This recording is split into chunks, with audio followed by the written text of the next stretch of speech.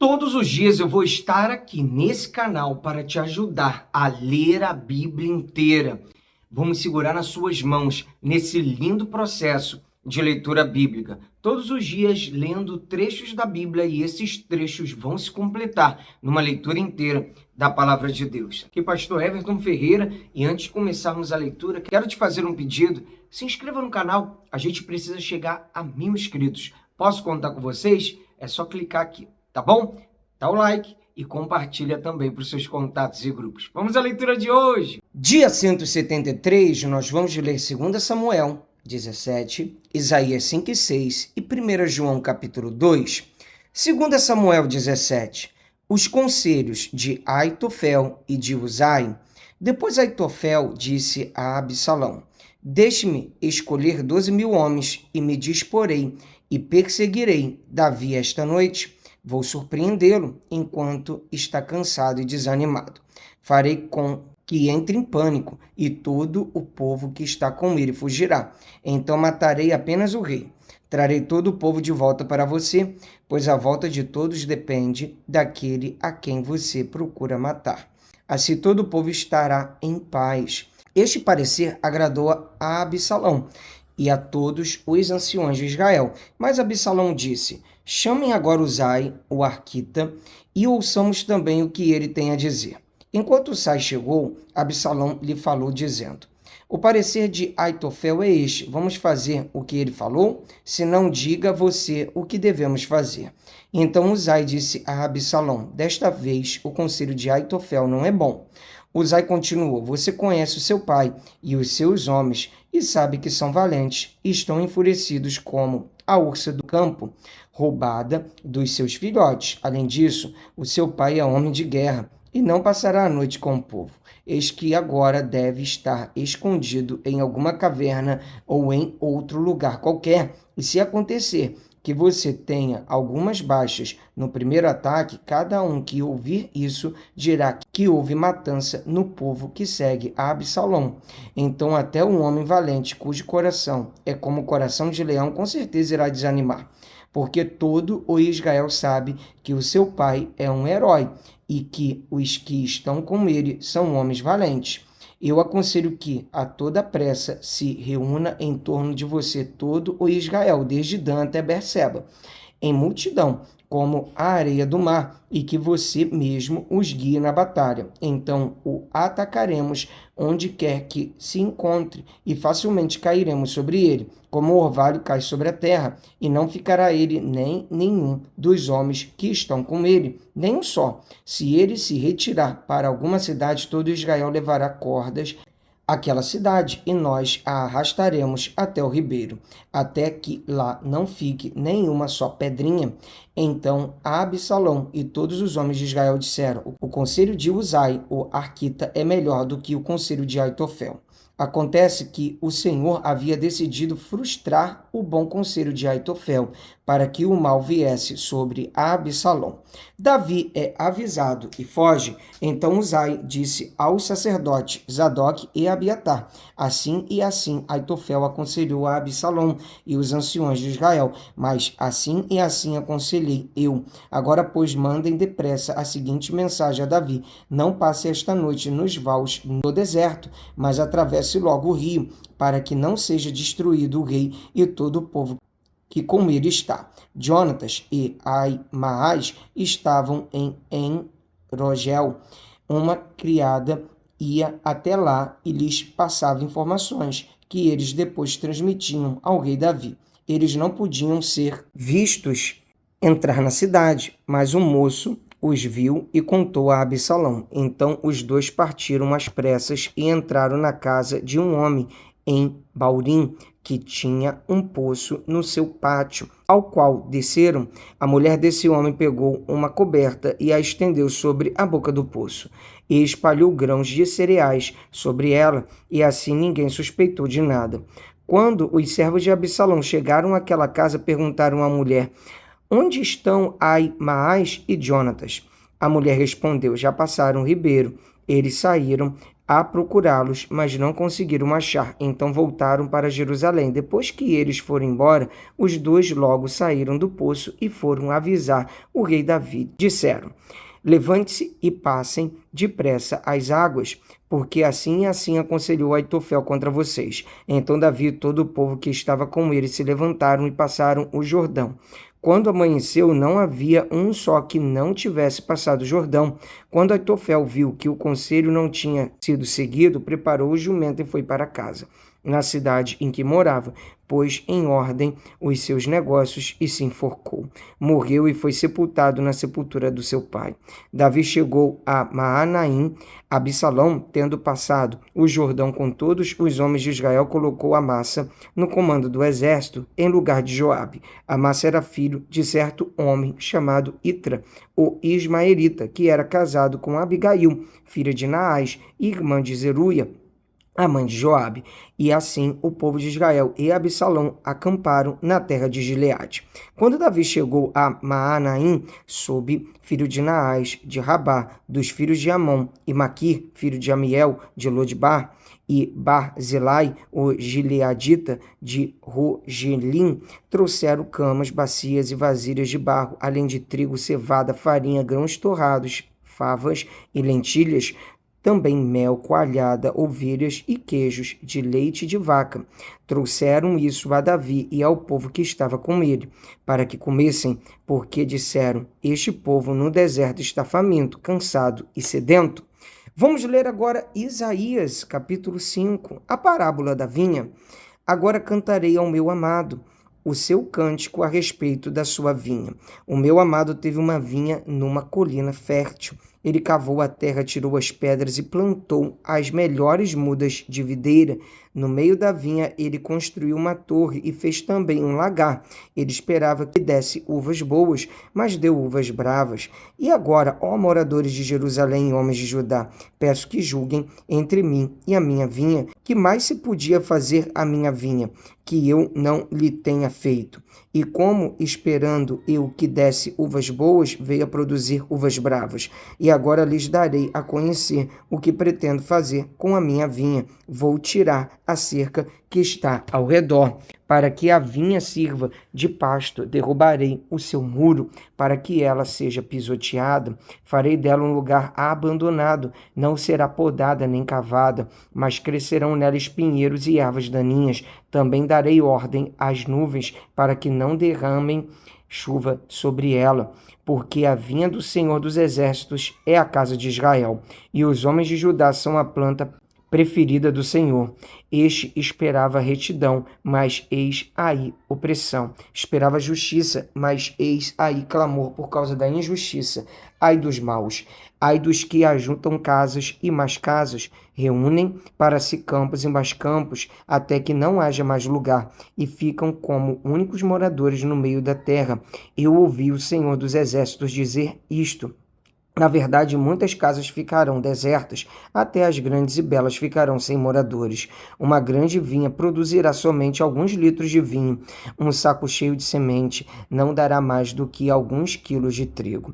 Ai dos que se levantam pela manhã para logo se embriagarem e continuam até alta noite, até que o vinho o esquente. Liras e harpas, tamborins e flautas e vinho não faltam nos seus banquetes, porém não consideram os feitos do Senhor, nem olham para as obras das suas mãos. Portanto, o meu povo será levado cativo por falta de entendimento. Os seus nobres passarão fome, e o povo simples morrerá de sede. Por isso a sepultura aumentou o seu apetite e abriu ao máximo a sua boca. Para lá desce o esplendor de Jerusalém e a sua multidão, o seu ruído e os que nela se alegram. Então o povo será abatido e as pessoas se humilharão, e os olhos dos orgulhosos serão humilhados, mas o Senhor dos Exércitos será exaltado em juízo. Deus, o Santo, será santificado em justiça.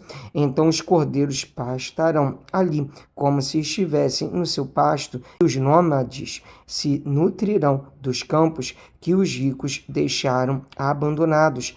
Ai dos que puxam para si a iniquidade com cordões de injustiça. Que e puxam o pecado como se faz com as cordas de uma carroça, e dizem que Deus se apresse e termine logo a sua obra para que a vejamos, que se aproxime e se manifeste o conselho do Santo de Israel, para que o conheçamos. Ai dos que ao mal chamam bem e ao bem chamam mal, que fazem das trevas luz e da luz fazem trevas, que mudam o amargo em doce e o doce mudam em amargo. Ai dos que são sábios aos seus próprios olhos e inteligentes em seu próprio conceito. Ai dos que são heróis para beber vinho e valentes para misturar bebida forte, que por suborno justificam o ímpio, mas ao justo negam justiça. Deus castigará o seu povo. Portanto, assim como as labaredas consomem a palha e a erva seca se desfaz pela chama,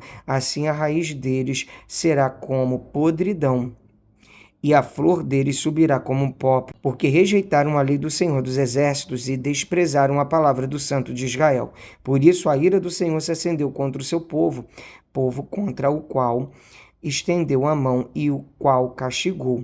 Os montes tremeram e os seus cadáveres são como lixo no meio das ruas. Nem com tudo isto se desviou a ira de Deus e a mão dele continua estendida. Ele levantará um estandarte para as nações distantes e lhes assobiará para que venham das extremidades da terra, e eis que elas vêm rapidamente com toda pressa. Não há entre elas quem esteja cansado, nem quem tropece, ninguém dormita, nem dorme. Eles não desatam o cinto dos seus lombos e as correias das suas sandálias não se rompem. As suas flechas são afiadas e todos os seus arcos entessados. Os cascos dos seus cavalos são duros como pedra, e as rodas dos seus carros de guerra são como um redemoinho. O rugido deles é como o do leão, rugem como filhos de leão. E rosnando, arrebatam a presa e a levam, e não há quem a livre. Naquele dia o bramido contra eles será como o bramido do mar. Se alguém olhar para a terra, eis que só haverá trevas e angústia. A luz se escurecerá em densas nuvens. A visão de Isaías e o seu chamado. No ano da morte do rei Uzias, eu vi o Senhor assentado sobre um alto e sublime trono, e as abas de suas vestes enchiam o templo. Serafins estavam por cima dele, cada um tinha 6 asas, com 2 cobria o rosto, com 2 cobria os pés, e com 2 voavam, e clamavam uns para os outros, dizendo: Santo, Santo, Santo é o Senhor dos exércitos. Toda a terra está cheia da sua glória.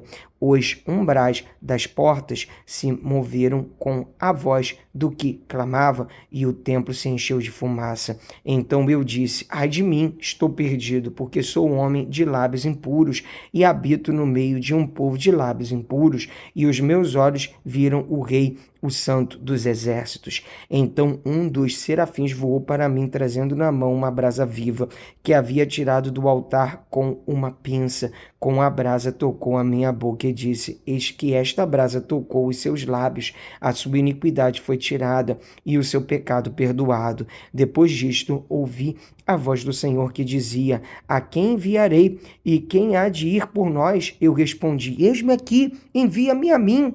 Então ele disse: vá e diga a este povo: ouçam, ouçam, mas sem entender, vejam, vejam, mas sem perceber. Torne insensível o coração deste povo, endureça-lhes os ouvidos e feche os olhos deles, para que não venham a ver com os olhos, ouvir com os ouvidos e entender com o coração, e se convertam e sejam curados. Então eu perguntei: até quando, Senhor? Ele respondeu: até que as cidades estejam em ruínas e fiquem sem habitantes, as casas fiquem sem moradores, e a terra esteja em ruínas e devastada, e o Senhor afaste dela o povo, e no meio da terra sejam muitos os lugares abandonados. Mas se ainda ficar a 10ª parte dela, tornará a ser destruída, como o terebinto e como o carvalho, dos quais, depois de derrubados, ainda fica o toco. Assim a santa semente será o seu toco. Vamos ler agora 1 João capítulo 2. Jesus, nosso advogado.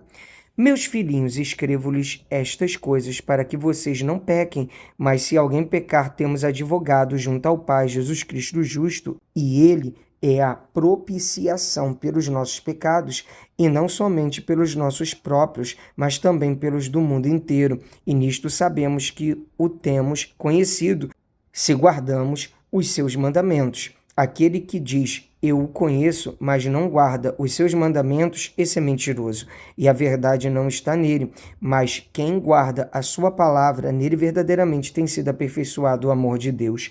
Nisto sabemos que estamos nele. Quem diz que permanece nele, esse deve também andar assim como ele andou.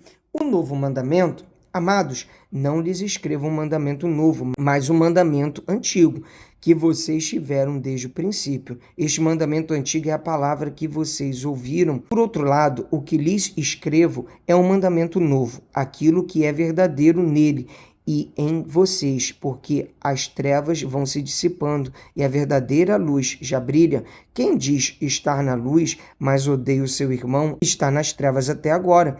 Quem ama o seu irmão permanece na luz, e nele não há nenhum tropeço. Mas quem odeia o seu irmão está nas trevas, anda nas trevas e não sabe para onde vai, porque as trevas lhe cegaram os olhos. A vitória sobre o maligno. Filhinhos, escrevo a vocês porque os seus pecados são perdoados por causa do nome de Jesus.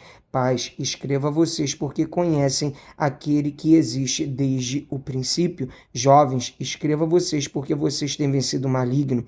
Filhinhos, escrevi a vocês porque conhecem o Pai. Pais, escrevi a vocês porque conhecem aquele que existe desde o princípio. Jovens, escrevi a vocês porque são fortes e a palavra de Deus permanece em vocês, e vocês já venceram o maligno. Não se deve amar o mundo. Não amem o mundo nem as coisas que há no mundo. Se alguém amar o mundo, o amor do Pai não está nele, porque tudo o que há no mundo, os desejos da carne, os desejos dos olhos e a soberba da vida, não procede do Pai, mas procede do mundo. Ora, o mundo passa, bem como os seus desejos, mas aquele que faz a vontade de Deus permanece para sempre. Os anticristos. Filhinhos, esta é a última hora. E como vocês ouviram que o anticristo vem, também agora muitos anticristos têm surgido. Por isso sabemos que é a última hora. Eles saíram do nosso meio, mas não eram dos nossos, porque se tivessem sido dos nossos, teriam permanecido conosco, mas eles se foram para que ficasse manifesto que nenhum deles é dos nossos. Mas vocês têm a unção que vem do santo, e todos têm conhecimento. Não escrevi a vocês porque não conhecem a verdade, mas porque vocês a conhecem, e porque nenhuma mentira procede da verdade. Quem é o mentiroso, senão aquele que nega que Jesus é o Senhor? Este é o anticristo, o que nega o Pai e o Filho. Todo aquele que nega o Filho, esse não tem o Pai, e aquele que confessa o Filho tem igualmente o Pai. Permaneça em vocês o que vocês ouviram desde o princípio. Se o que ouviram desde o princípio permanecer em vocês, também vocês permanecerão no Filho e no Pai. E esta é a promessa que ele mesmo nos fez, a vida eterna. Isto que acabo de escrever para vocês é a respeito dos que estão tentando enganá-los. Quanto a vocês, a unção que receberam dele permanece em vocês, e não precisam que alguém os ensine, mas como a unção dele os ensina a respeito de todas as coisas, e é verdadeira, e não é falsa, permaneçam nele, como também ela ensinou a vocês. Filhos de Deus. E agora, filhinhos, permaneçam nele, para que quando ele se manifestar, tenhamos confiança e não sejamos envergonhados, tendo de nós afastar dele no dia da sua vinda. Se sabem que ele é justo, reconheçam também que todo aquele que pratica justiça é nascido de Deus. Graças a Deus, mais um dia de leitura bíblica concluída. Pessoal, é isso aí. Vamos avançando de passo em passo, de fé em fé. Te espero aqui amanhã. Um abraço. Pra cima!